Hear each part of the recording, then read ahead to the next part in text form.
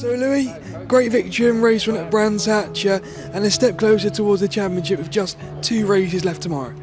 Yeah, no, it's been a really good start to the weekend. Obviously we got the double pole this morning in quali, and then to follow that up with a race win.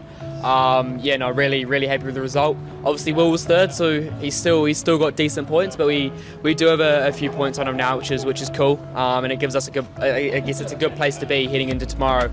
Obviously there's still 2 races to go. There's still a lot that can happen, especially in the reverse grid. He's obviously starting ahead of me, so there's potential for him to outscore me by a few points. But no, I'm looking forward to the rest of the weekend. I suppose this is in a way the perfect Saturday for you with a double pole and the race win, but still so many points up for grabs tomorrow.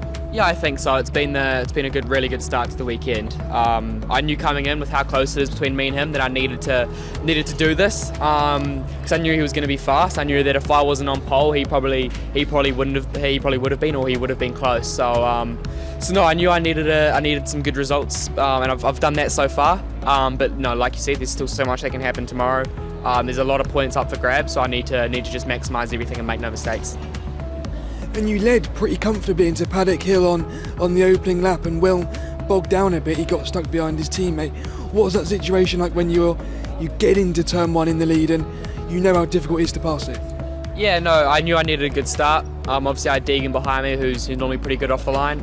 And no, he was really quick throughout the whole race, so I knew I needed to get a good start with how hard it is to pass. I knew if I was leading after the first lap or so, it probably would have been difficult for anyone to get by unless I made a mistake. So I was able to get a really good start, to be fair, and I pulled up a nice gap those first few laps. Then obviously the safety car came out, which bunched things back up. So in my head I didn't want the safety car, because obviously it caught him and the rest of the pack right back up, but luckily I was able to get a really good restart and get a good gap again. But no, he was pushing pretty hard behind me.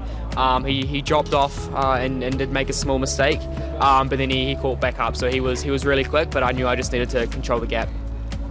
And how did you manage the restart?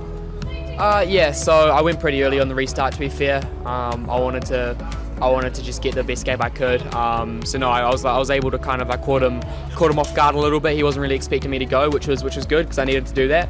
And I was able to I didn't have to defend, which was nice, and I was able to just get my head down and just try not look in my mirrors too much, and I was able to get enough of a lead that he wasn't able to have a go.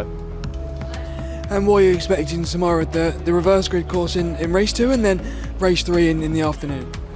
Yeah, so race 2, obviously we're starting last because of the reverse grid, so I think we just need to make up as many points as we can, as many positions as we can as well.